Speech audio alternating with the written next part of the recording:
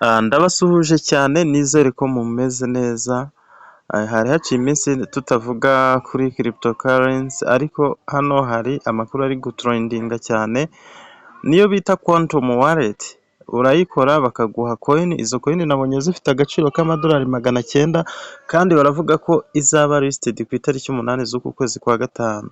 Ubwo rero kurikira step by step nkwereke ukuntu tugiye kubigenza. Nihuse abantu tubana muri groupe yacu ya interested coin miners, hari ukuntu nabahaye hano application imeze gutya, kubera yuko wenda hari igihe kuyibona bidapfa koroha, mbaha n'aka kantu k'amagambo ubona hano ka referral code. Aka ni ka referral code niko uri buze gukoresha. Ukurikire rero step by step ukuntu tugiye kubikora, tugashyiramo quantum wallet, tugashyiramo na referral code kugira ngo baduhe izo coin. Ntawamenya ku itariki 8 tuzareba uko bizagenda. Ntabwo ari mining, ni ikintu ukora inshuro imwe gusa. Ntabwo ari bya bindi byakandaho wongera ukandeho, oya, ni inshuro imwe gusa. Ubwo rero mbahaye ikaze, abantu bashyashya mutarakora subscribe mukore subscribe. Nkwibutse ko nimba utaba muri groupe ya WhatsApp, kubona nk'iyi application bikaba byakugora, wanyandikira kuri 0780 45 73 62, ngahita noneho nguha application kuri WhatsApp, nkagushyira no muri groupe ya WhatsApp, nkaguha na referral code. Referral code yo iroroshye, nanayishyira muri description cyangwa se muri comment y'iyi video, ariko aho izo nimero navuze hejuru wanyandikira nawe nkagufasha, tukajya tubana umunsi ku munsi. Hari amakuru ntanga atari ngombwa kuri YouTube. So twatangiye rero, mbere na mbere turakanda hano kuri application tuyidownloading, ubundi dukore install. Uvuga ngo nyikandaho gutya, nibaguha ibi ngibi ngo this app file may be harmful, ntacyo bitwaye, wowe urakanda hano kuri open. Bakiguha gutya nta kintu bitwaye, wowe urahita ukanda hano kuri open nta kibazo. Uvuga ngo urakanda open gutya, numara gukanda open bahita bakugeza aha ngaha, icyo ukora ni install. Urakanda install, application ijye muri telefone. Noneho urabona application igezemo, nta kindi, urahita ukanda hehe, urahita ukanda hano handitse open, urakanda kuri open. Numara gukanda open gutya, urabona ko ahangaha barakubwira wenda ngo create wallet cyangwa se import wallet. Usanzwe uyifite ukanda aha kabiri, kubera ari ubwa mbere urakanda hano kuri create wallet. Ubwo turakanda hano kuri create wallet.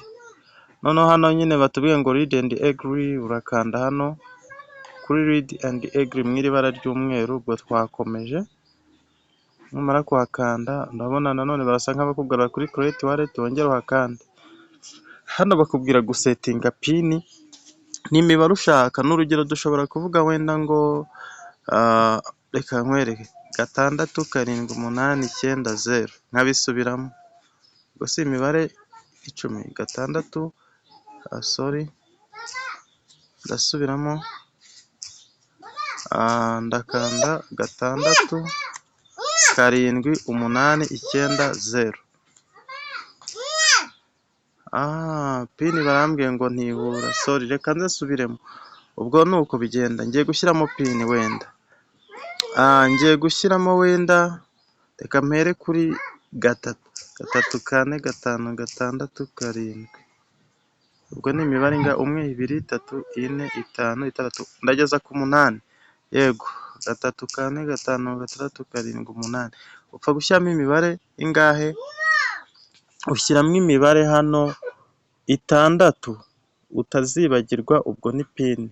Ahangaha njye nahereye kuri 3 ngeza ku 8, nawe ufite uko wayishyiramo nyine, ni imibare 6. Ukigera aha rero bahita bakubwira ngo mnemonic passphrase.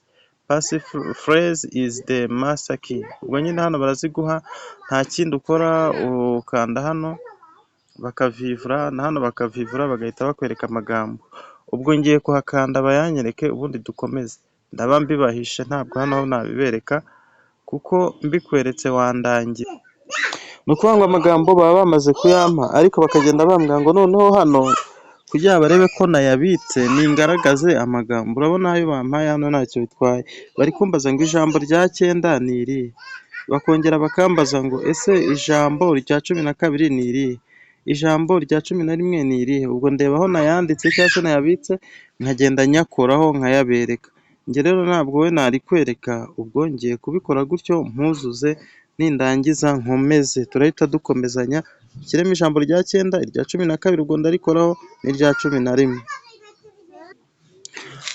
Ni ukuvuga ngo ayo magambo iyo umaze kuyashyiraho mpita nkanda kuri next hasi, bagahita bangeza hano handitse ngo import successfully, ubwo byabaye nkakora hano kuri I understand.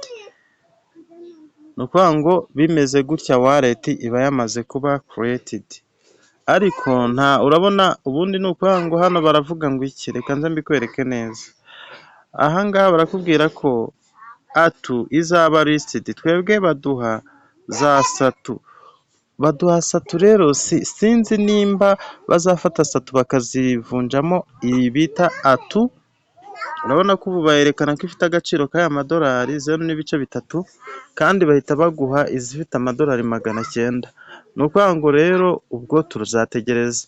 Turebye hano hejuru mu nguni hano hari aka kantu ka notification, ahangaha uretse rero ko baratubwira ngo hasigaye iminsi 6 gusa ubundi atu ikaba listed. Barabitubwira dore ngibi ngo 6 days left for atu token listing, hasigaye iminsi 6.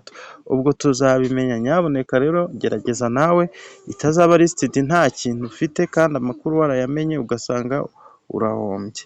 None se wibaza ngo ko mbona nta kintu kiri kuri wallet, reka turebe. Nta kintu kiri kuri wallet, si kuri kubibona?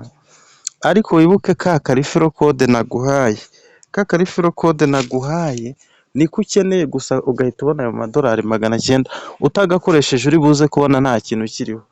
Ngiye kureba ahantu kari rero nze ngashyireho hamwe kuri WhatsApp, dore ka referral code ngaka ndagakopiya, ubundi ngende nkwereka ahantu tugiye kugashyira. Rero ushatse wanagakopiya mbere yo gutangira processes, uhita rero uza ukagakoresha ahangaha, ukanda hano hasi handitse mi, urahabona aho tugiye kugashyira kugira ngo tubone amadolari 900.